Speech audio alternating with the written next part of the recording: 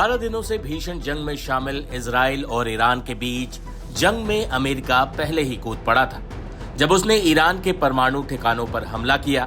Iran ने भी अमेरिकी हमले पर पलटवार करने में देरी नहीं लगाई और इराक और कतर में मौजूद अमेरिकी एयरबेस पर हमला कर दिया। इस हमले के बाद वो हुआ जिसकी उम्मीद कोई नहीं कर रहा था। अचानक से सीज फायर की घोषणा हो जाती है। इस बार भी दुनिया की तमाम लड़ाइयों को सुलझाने का दावा करने वाले अमेरिकी राष्ट्रपति डोनाल्ड ट्रंप ने सीज फायर की घोषणा कर दी। कहा गया कि सीज फायर डोनाल्ड ट्रंप के 3 पॉइंट फॉर्मूले के तहत हुआ है। ये फॉर्मूला क्या है ये भी आपको बता देते हैं। डोनाल्ड ट्रंप का 3 पॉइंट फॉर्मूला। सीज फायर पर डोनाल्ड ट्रंप का पहला पॉइंट है कि पहले ईरान युद्ध विराम करेगा। ट्रंप के मुताबिक दोनों देश पहले अपनी अंतिम सैन्य कार्रवाइयां पूरी करेंगे, इसके बाद ईरान पहले 12 घंटे सीज फायर करेगा। ट्रंप का दूसरा पॉइंट है कि जब ईरान के 12 घंटे सीज फायर के पूरे हो जाएंगे तब बारी इजराइल की होगी, यानी ईरान के 12 घंटे बाद इजराइल अगले 12 घंटों के लिए सीज फायर करेगा। इसके बाद आता है तीसरा पॉइंट। ईरान के 12 घंटे और इजराइल के 12 घंटे के सीज फायर के बाद यानी पूरे 24 घंटे बाद जंग खत्म हो जाएगी। डोनाल्ड ट्रंप के मुताबिक 24 घंटे बाद युद्ध को आधिकारिक रूप से समाप्त घोषित किया जाएगा। ट्रंप ने ट्रुथ सोशल पर लिखा, अब जब सभी पक्ष अपने अभियान पूरे कर लेंगे तब युद्ध विराम शुरू होगा और 12 घंटे बाद दोनों शांत रहेंगे। 24 घंटे बाद यह युद्ध समाप्त माना जाएगा।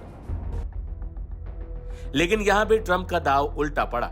अमेरिकी राष्ट्रपति डोनाल्ड ट्रंप का प्रस्तावित युद्ध विराम 24 जून 2025 को लागू होने के महज कुछ घंटे बाद ही खतरे में पड़ गया, जब इजराइल ने दावा किया कि ईरान ने उसके हवाई क्षेत्र में मिसाइलें दागी। मंगलवार सुबह उत्तरी इजराइल में विस्फोटों की आवाज सुनाई दी और सायरन बजने लगे, जबकि दोनों देशों ने 12 दिन के युद्ध को समाप्त करने के लिए युद्ध विराम स्वीकार किया था। लेकिन ये युद्ध विराम महज 2.5 घंटे चल पाया। टाइम्स ऑफ इजराइल के मुताबिक ईरानी हमले में 4 लोगों की मौत भी हुई। इसके जवाब में इजराइल के रक्षा मंत्री कात्स ने बदले की कार्रवाई और तेहरान को हिला डालने की धमकी दी। उन्होंने अपनी मिलिट्री को निर्देश दिए हैं कि ईरान के किसी भी हमले का जवाब तुरंत दिया जाए। उन्होंने कहा है कि ईरानी हमले के जवाब में इजरायली सेना ईरान के सैन्य ठिकानों और सरकारी प्रतिष्ठानों पर हमले करे। ऐसे में सीज फायर महज 2.5 घंटे बाद ही टूट गया।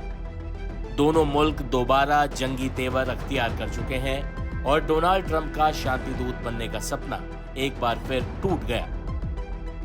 इतना ही नहीं, अमेरिकी एयरबेस पर ईरानी हमले ने उनकी किरकिरी ही करा दी। ऐसे में ट्रंप को अपने देश में भी आलोचना का शिकार होना पड़ रहा है।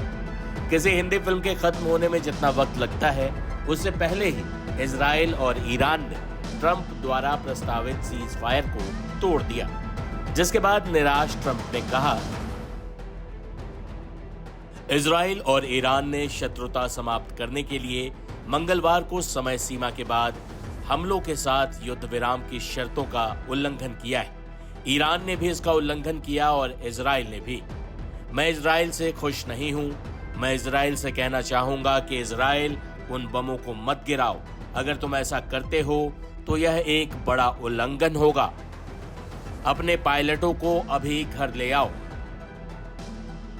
वहीं भारत में भी ट्रंप की नीतियों की आलोचना करने में नेता पीछे नहीं रहे। जम्मू कश्मीर की पूर्व मुख्यमंत्री महबूबा मुफ्ती ने ट्रंप को आड़े हाथों लेते हुए ईरानी नेतृत्व की तारीफ की। हालांकि इसके पीछे वो क्या कारण गिनाती हैं, आप खुद ही सुनिए। मैं समझती हूँ ईरान के लिए बहुत बड़ी कामयाबी है अल्लाह ताला की तरफ से, जिन्होंने खाली हाथ सिर्फ अपने जज्बे शहादत और ईमान की बिना पे ये जंग लड़ी और अमेरिका जैसे सुपर पावर, उसका जो बगल बच्चा है इजराइल, उनको घुटनों पे लाया, जिसकी वजह से ट्रंप मजबूर हो गए कतर वालों को रिक्वेस्ट करने के लिए कि भाई इजराइल तैयार है सीज फायर के लिए, आप ईरान को तैयार कर लीजिए। तो मैं कहती हूँ ये हमें तो ईरान की जो शहादत का जज्बा उनके लोगों में है, उनकी आर्मी में है, उनकी लीडरशिप में है, उसको सलाम करना चाहिए। और हमारा सर आज फ़ख्र से ऊंचा हो गया कि ईरान के पास तो कोई न्यूक्लियर बॉम्ब नहीं था, कोई हथियार नहीं था। वो तो सिर्फ जो जिसको कहते हैं शेर खुदा हज़रत अली रूह रज़ी अल्लाह तआला अन्हा के उनके पैरोकार के तरह से उन्होंने एक जज्बे से ये लड़ाई लड़ी और पूरी जो इस्लामी ममालिक है दुनिया में उन्होंने अपना कद बहुत बढ़ा दिया।